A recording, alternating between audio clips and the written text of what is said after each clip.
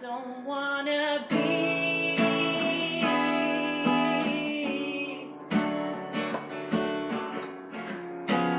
part of the furniture. Welcome to Board Sessions. Today we have Francesca Sophia, Yep. or Elephant Blood, as better known. First off, where his Elephant Blood came from? Well, elephant blood is a name derived from the fact that I feel like I have the blood of elephants in me.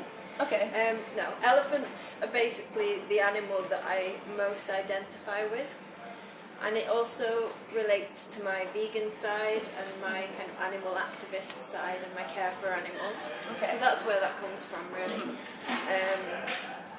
Just in the way that elephants are very kind of empathetic and kind of just very feeling led.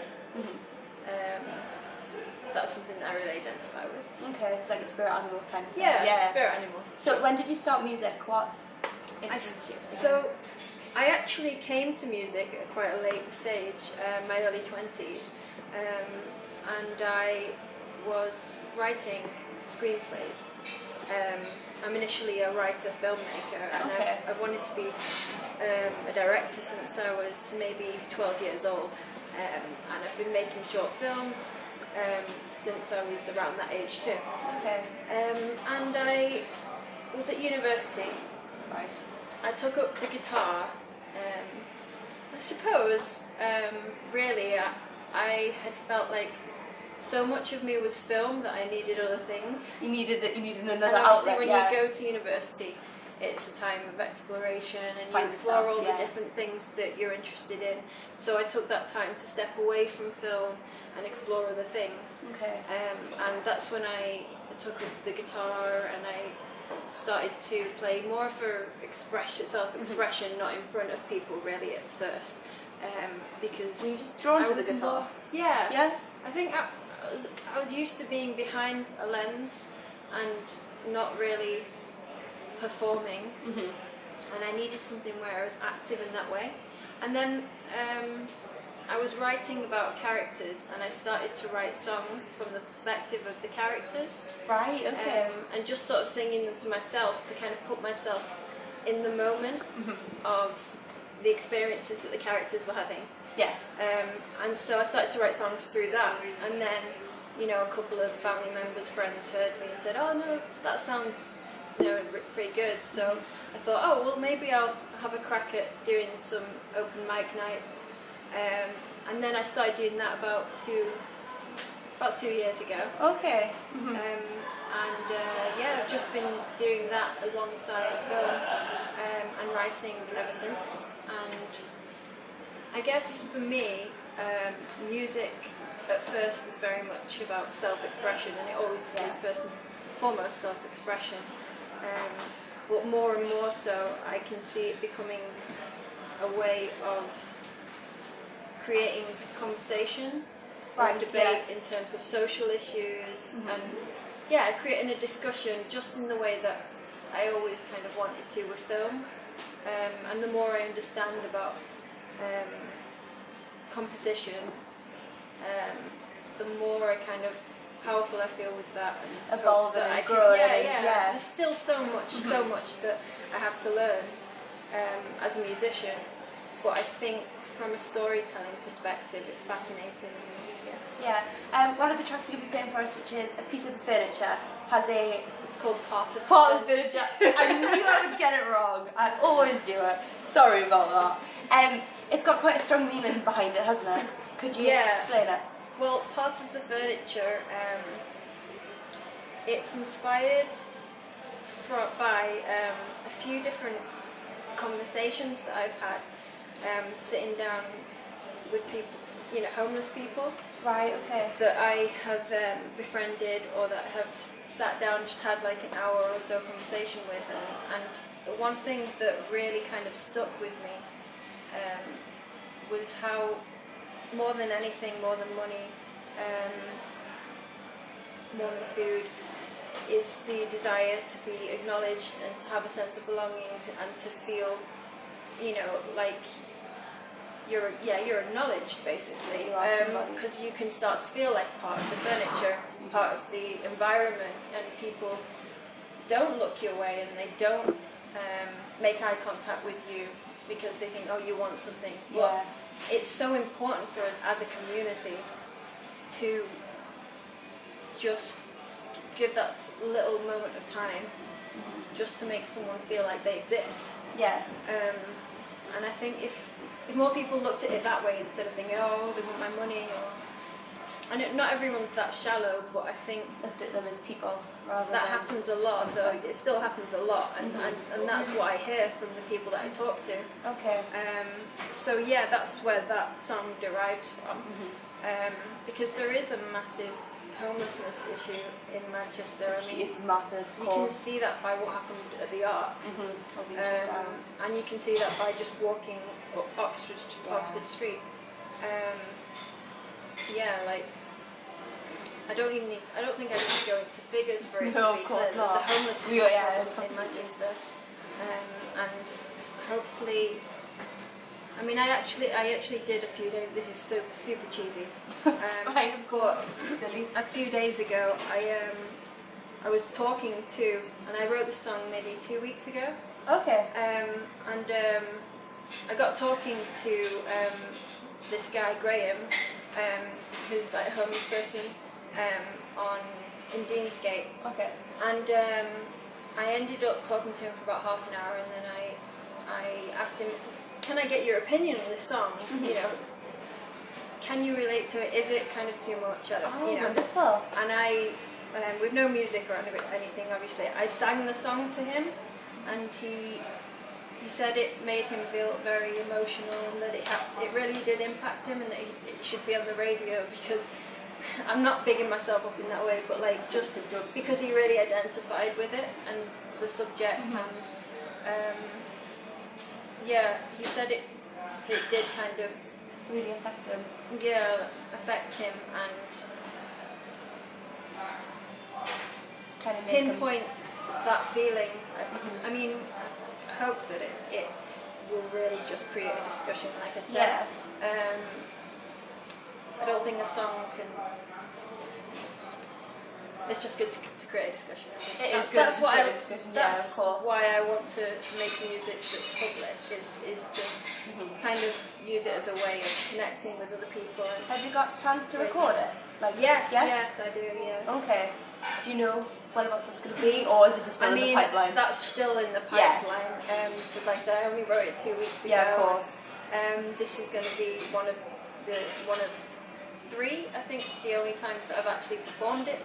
So this will be the first time I've very actually special. performed it. Brilliant. Fab. Yeah. But I have a couple of people that I'm interested in working with Okay. in regards to it, and I'm collaborating with John Atkinson, actually, who Oh, are you? who Oh, was great. singing earlier on a different song. Right. So yeah, and that one's also kind of a powerful social issue that needs more discussion. Male domestic violence. I won't go too much into it, but I think that's something that really needs. So is your songwriting it's got a purpose to it? Really? Yeah, well, Yeah. I think being socially conscious is kind of a big thing for me, and I suppose that's the main thing that drives me as a musician. Yeah. It makes me feel more when I'm performing if I feel like it's connecting with something I feel is important, or something that maybe isn't being addressed enough, and that I feel like should be in more of people's consciousness. Is there certain people that you're influenced by who have helped shape this mindset you have? Yeah, well, I'm a big fan of Joe Kimmich. Oh yeah. Bob Dylan. Jackson C. Frank, if you've heard of him. Do you think I have Jackson C. Frank? I guess I really I draw influence a lot from musicians who are very emotionally honest, and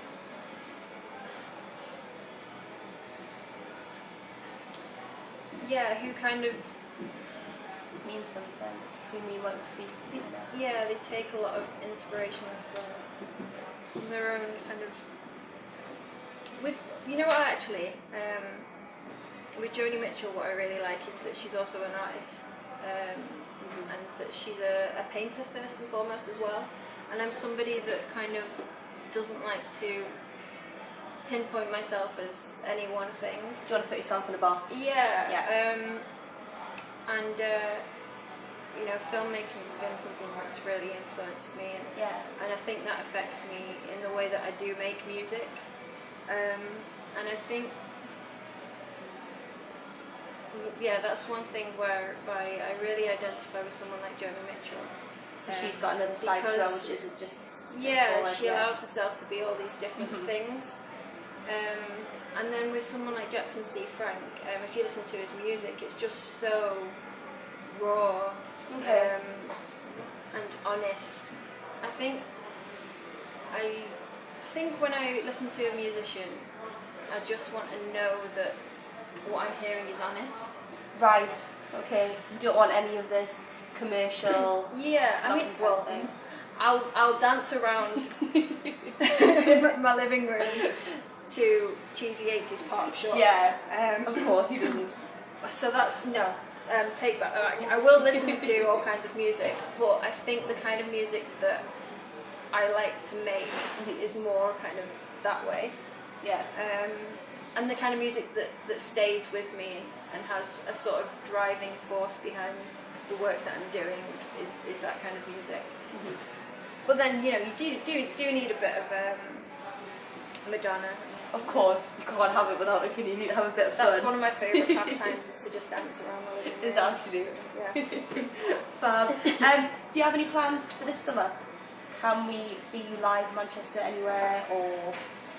I'm doing a children's. I think it's Children's Day. Okay. It's a Children's Day festival. I'm going to be singing at that. They've not got the venue down yet. But if you go to my page on Elephant Blood Music on Facebook, then I'll be posting more about that. As for more live, I might be doing Mono Fest too. Okay. And I'm not quite sure at the moment. I'm just kind of like doing more of my. I think once I've got this song that was produced, I'll have more of an idea of that. Have a proper settling down kind of thing, yeah. If you could sum up your sound in 3 words. In the whole world, 3 words. It's a horrible question, isn't it? It is a horrible question. Okay.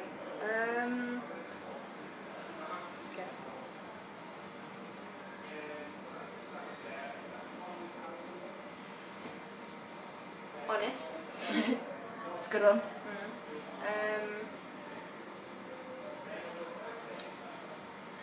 This isn't one word, but atypical rhythm. That's good. That is good enough for me.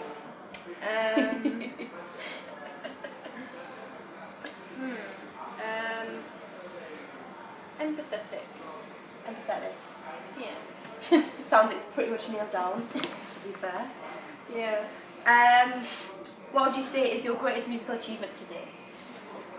Greatest musical achievement? Even though, you know, starting out, it's all happening. It is, it's very much starting out. Have you got a pinpoint moment that you'd go, that's special? Yeah, actually, there is a moment that comes into my mind.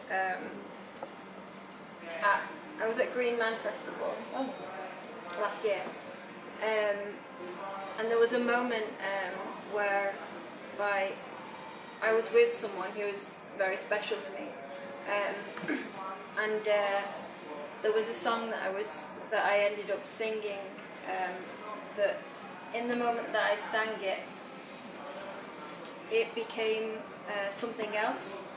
Okay. At first something that seemed very sad and negative, merged into something sort of positive and therapeutic initially, and in that moment, that sounds so cheesy. This is the gin, thanks John. He bought me a double gin. In that moment, I sort of really felt so lost in the music that it kind of it sort of solidified like why I loved making music. Okay. This probably sounds completely sounds brilliant. I should be on love mushrooms. it. I love it. I can't go into too much details because it's personal. But, No, of course. But, I completely understand. But it was really important between me and the person. Yeah. That shared the that was moment your with me. pinpoint moment. And I just felt like after that period, it was more than just a hobby. So yeah, it's kind of something no one else knows. Mm-hmm. It's personally you. It's your But thing. now, yeah, Exactly. But, No, of course. but that's where That's where it lies. yeah. Fab. And finally, what is next for Elephant Blood? What is next? Where are we going? Well, I'm kind of I'm collaborating with a couple of people. Like I said, John Atkinson, and Donis, who's